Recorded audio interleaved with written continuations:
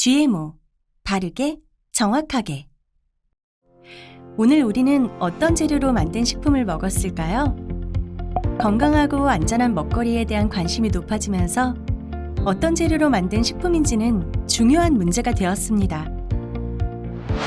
튀김을 만들 때 사용하는 콩기름과 옥수수 기름, 음료의 단맛을 내는 과당, 요리에 사용하는 간장, 우리가 자주 먹는 식품인데요.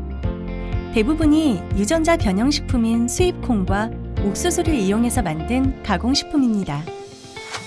우리가 맛있게 먹었던 음식에 유전자 변형식품이 있었다니 놀라셨나요?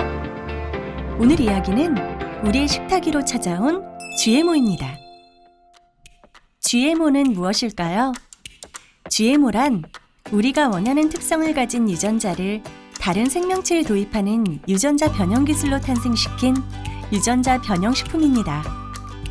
잡초나 해충, 기후변화에 따른 생산량 감소에 대처하기 위해 새로운 기술을 이용하게 되었죠.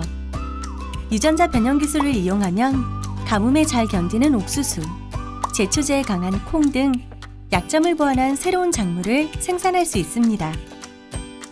우리 주변에서 GMO를 찾아볼까요? GMO는 우리가 먹는 농산물뿐만 아니라 옷을 만드는 면화, 자동차 연료로 사용되는 바이오 에탄올, GM 미생물을 이용해서 만든 인슐린 같은 의약품에 이르기까지 이미 우리 생활의 일부가 되었습니다. 현재 우리나라에서는 유전자 변형 기술 및 유전자 가위 기술의 국가 경쟁력 확보를 위해서 다양한 연구가 진행되고 있습니다. 그러나 상업적으로 GMO를 재배하는 것이 금지되어 있기 때문에 국내에서 재배되는 유전자 변형식품은 없습니다.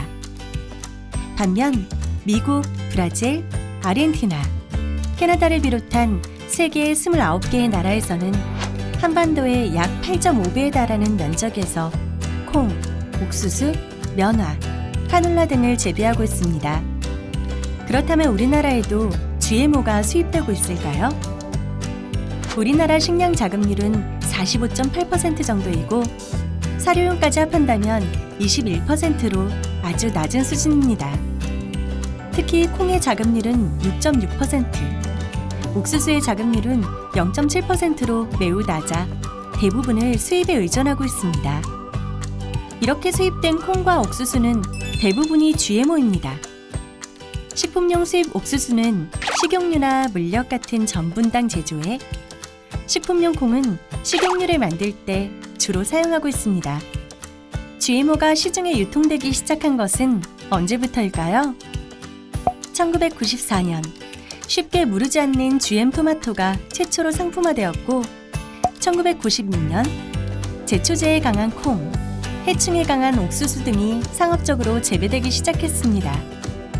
지금은 가뭄에 강한 옥수수, 비타민 A가 들어있는 황금쌀, 곰팡이에 강한 바나나, 깎아두어도 색이 변하지 않는 사과 등이 개발되었습니다. 최근에는 유전자 가위라는 새로운 기술을 이용한 식품들이 개발되고 있습니다. 주로 외래 유전자를 삽입하는 유전자 변형 기술과 달리 자신의 유전자를 이용하여 작은 부위를 정확하게 바꾸는 기술입니다. 이 기술을 이용하여 갈변하지 않는 버섯이나 불포화 지방산 함유량을 높인 고올레산 콩, 혈압을 낮추는 성분이 함유된 가바토마토 등이 개발되어 있습니다. 유전자 변형식품, 과연 안전할까요? 정부는 수입되는 유전자 변형식품을 안전하게 관리하기 위해서 안정성 심사를 하고 있습니다. 우리나라에 식품용 GMO를 수입하기 위해서는 식품의약품안전처의 승인이 있어야 합니다. 안전성 심사는 전문가로 구성된 식품의약품안전처 유전자 변형식품 안전성 심사위원회에서 실시하는데 일반 식품과 유전자 변형식품이 동등한지를 검토합니다.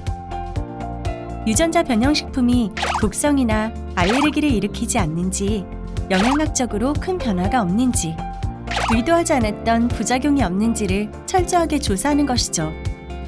이러한 심사를 거쳐 안전하다고 승인된 유전자 변형식품만이 수입될 수 있는데요.